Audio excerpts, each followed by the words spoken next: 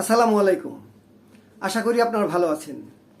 আমি এখন যেই ঘটনাটি আপনাদের শোনাবো সেটি লিখেছেন আলাউদ্দিন মজিদ ভাই বাংলাদেশ প্রতিদিনে।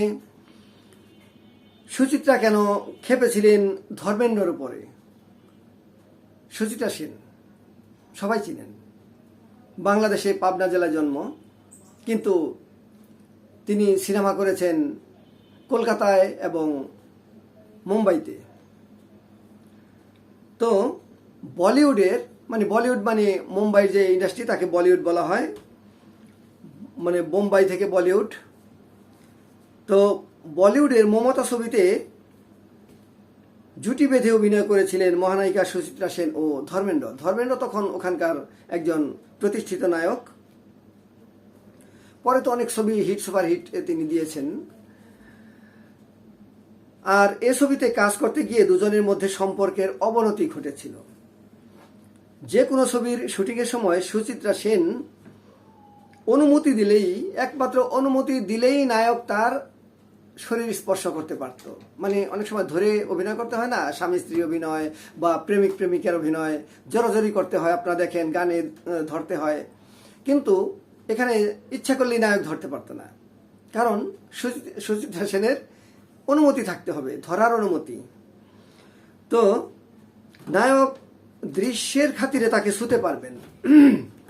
নো টাচ নিয়মের ব্যাপারে সুচিত্রা ছিলেন খুবই কড়া, মানে তাকে টাচ কেউ করুক এটা তিনি চান না। কিন্তু সুচিত্রার এই কড়া নিয়মকে এক নিমিষে ধূলিসাৎ করে দেন বলিউড অভিনেতা ধর্মেন্দ্র। সুচিত্রার খোলা পিঠে আচমকা চুমু খেয়ে বসেন। এ নায়কের এমন কীর্তিতে মহানায়িকা যা করেছিলেন তা অকল্পনীয়। আমাকে টাচ করবে না, সপ্তপদী ছবিতে সুচিত্রার এই সংলাপ শুধু সিনেমার জন্য নয়, সুচিত্রার বাস্তব জীবনেও নো টাচ পলিসি মেনে চলতেন। অভিনয় করার সময় বা বাস্তবে তাকে মহিলা বা পুরুষ কেউ বিনা অনুমতিতে ছুঁতে পারত না, মহিলারাও পারত না, পুরুষ তো দূরের কথা। এমনকি ছবির শুটিংয়ের সময় সুচিত্রা সেন অনুমতি দিলেই নায়ক কেবল তার দৃশ্যের খাতিরে ছুঁতে পারতেন, ধরতে পারতেন।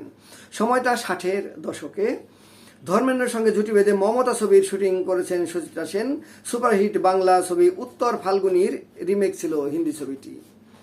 এ ছবির শুটিংয়েই বিস্ফোরক কাণ্ড ঘটিয়ে বসেন ধর্মেন্দ্র।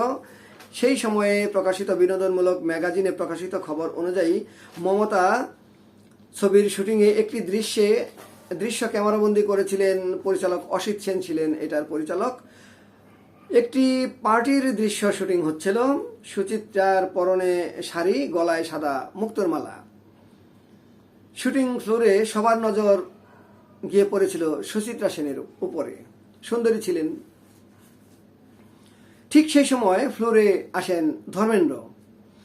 সুচিত্রার ঠিক পেছনে গিয়ে আচমকা তার খোলা পিঠে ঠোঁট রাখেন, মানে খুব জোরে চুমো দেননি, ঠোঁট রাখেন আস্তে করে। তাতেই খেপে যান মহানায়িকা, সঙ্গে সঙ্গে ফ্লোর থেকে বেরিয়ে যান তিনি। জানা যায় ধর্মেন্দ্র এমন করবেন তা একেবারেই চিত্রনাট্যে ছিল না, সিনেমার গল্পে ছিল না, এবং পরিচালকও এবং সুচিত্রাও জানতেন না ধর্মেন্দ্র এমন করতে পারেন। ব্যাস, সে কারণেই রেগে গেলেন মহানায়িকা। শোনা যায় এই ঘটনার পর পরিচালক অসিত সেনকে স্পষ্ট সুচিত্রা জানিয়ে দিলেন তিনি আর এই ছবিটি করবেন না।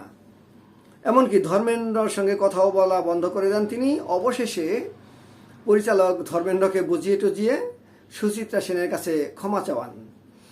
সেই ক্ষমা চাওয়ার কারণে সুচিত্রার মন গলে। 1963 সালে ছবিটি মুক্তি পায় মমতা। তখনও ছবিটি সুপার ডুপার হিট হয়েছিল।